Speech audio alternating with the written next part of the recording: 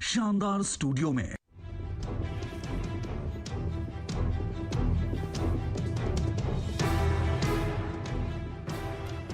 Energy demand बढ़ने के चलते दुनिया भर में ऊर्जा संकट की आहट सुनाई दे रही है।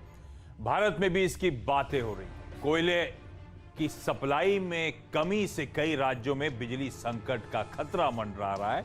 अब सवाल यह है कि क्या स्थिति सामान्य है या फिर हम ऊर्जा संकट के मुहाने पर खड़े हैं।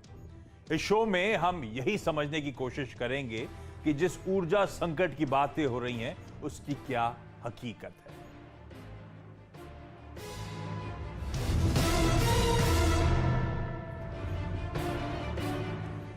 तो आइडिया था इसी बात पे जो आप रोज अखबारों में, रोज हर न्यूज चैनल में इस पावर संकट के डिबेट सुन रहे होंगे, अपडेट सुन रहे होंगे, उस पर एक बढ़िया सा प्रेजेंटेशन लेकर आए, समझने की कोशिश करें कि ये जो नो करंट क्वेश्चन मार्क है, पावर क्राइसिस की जो बात हो रही है, इसकी हकीकत क्या है।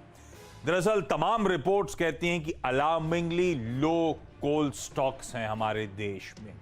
चिंताएं हैं कोल शॉर्टेजेस को लेकर और उससे रिलेटेड पावर सप्लाई के डिसरप्शंस को लेकर। इन्हीं चिंताओं को एड्रेस करने के लिए होम मिनिस्टर अमित शाह साहब ने पावर मिनिस्टर, कोल मिनिस्टर के साथ कहा गया 1 घंटे की मीटिंग करी।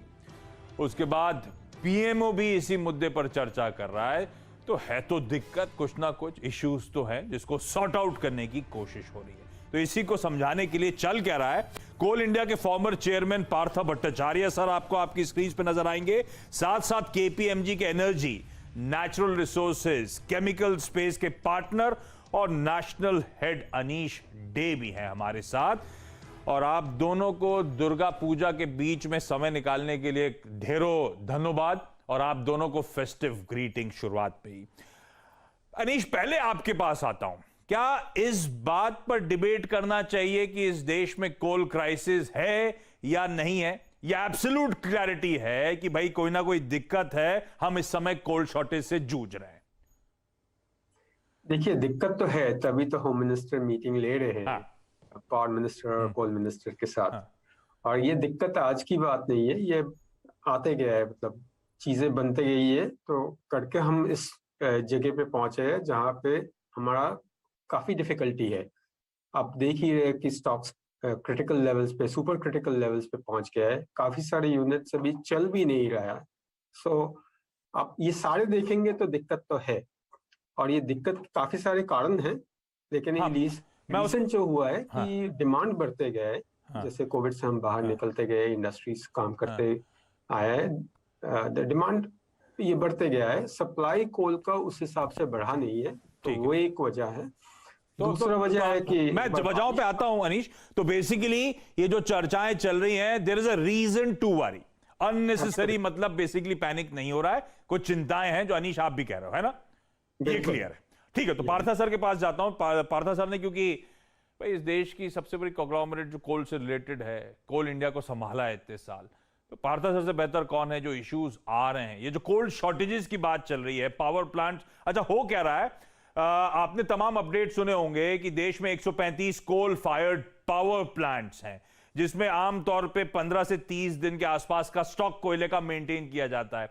अब अपडेट्स पे नहीं जाऊंगा, लेकिन कहा जा रहा है कई पावर प्लांट्स में 1-2 दिन का ही कोयला है, नई सप्लाई अगर करे गए, नई सप्लाई रीइंस्टेट करे गए तो पावर प्लांट ठप पड़ जाएंगे। कुछ पावर प्लांट्स को लेकर अपडेट आ रहे हैं राज्य सरकारों की तरफ से कि प्लांट्स ठप हो गए, बंद हो गए, कोल शॉर्टेजेस आ रही हैं, इसीलिए तो ये तमाम अपडेट्स होंगे। लेकिन पार्था सर, ये अपडेट्स अपनी जगह, ये कोल शॉर्टेजेस क्यों, इतनी किल्लत क्यों इस देश में, पावर प्लांट्स के पास क्यों कोयला नहीं है? एक बात अनीश मेंशन भी कर रहे थे कि शायद हो सकता है इस पैंडेमिक के बाद उभरते उभरते डिमांड स्ट्रांगली बाउंस बैक कर गई है, बस यही रीजन है क्या?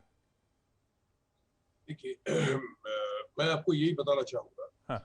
कि इसका 2-3 वजह है। एक सबसे बड़ा वजह यह है कि पावर स्टेशंस को जब हमारा सब कुछ ठीक चलता है, कोल का सप्लाई प्रोडक्शन अच्छा चलता है, उस टाइम में अपना स्टॉक बिल्डअप करना चाहिए।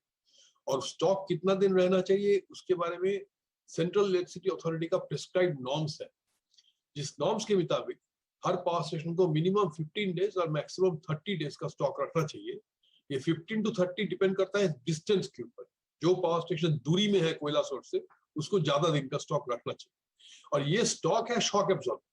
अगर पावर सप्लाई, कोल सप्लाई में कोई भी दिक्कत आ जाए, बहुत दिक्कत आ सकता है, इतना बड़ा देश है, कुछ ना कुछ हो ही सकता है, तो फिर वो स्टॉक रहेगा अपना शॉक एब्जॉर्ब करने के लिए।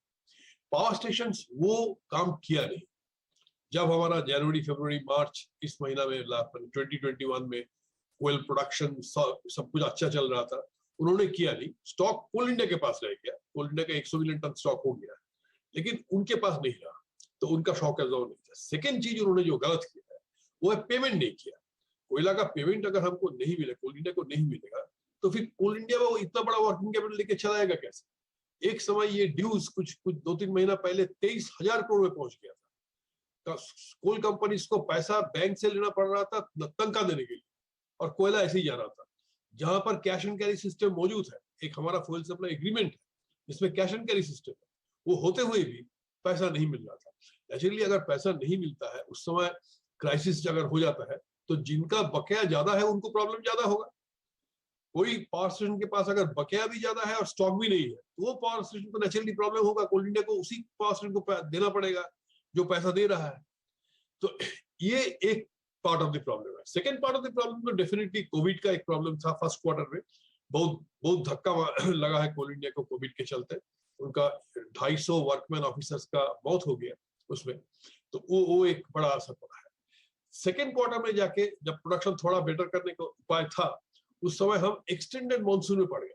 हमारा मानसून इस बार चलते चलते ये अक्टूबर का फर्स्ट वीक तक आ गया, तो इसके चलते बहुत सारा ओपन कास्ट माइन में पानी आ गया, और वो पानी के चलते प्रोडक्शन वगैरह में काफी इम्पैक्ट हुआ। फिर भी इसके बावजूद मैं इतना बोलना चाहूंगा कि कोल इंडिया ने ये पहला 6 महीना में, मैंने अप्रैल टू सितंबर में जो प्रोडक्शन किया है, वो पिछले साल का प्रोडक्शन से 14 मिलियन टन ज्यादा है, 5.8% हायर है।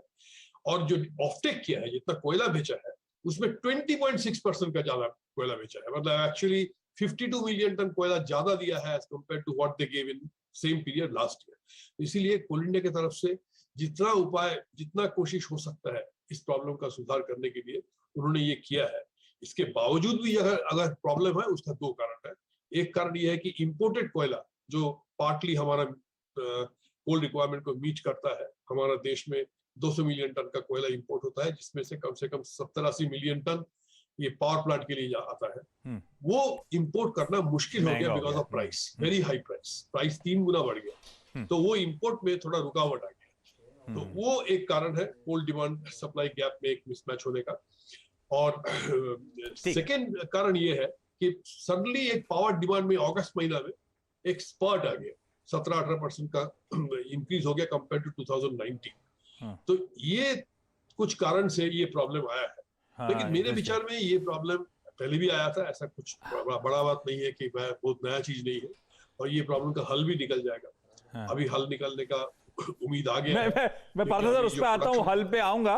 ये बात सही कर रहा हूँ, आप ये प्रॉब्लम पहले भी आई थी, क्योंकि जब मैं इस शो के लिए प्रिपेयर कर रहा था, मुझे याद आ रहा था वही पिछला वाला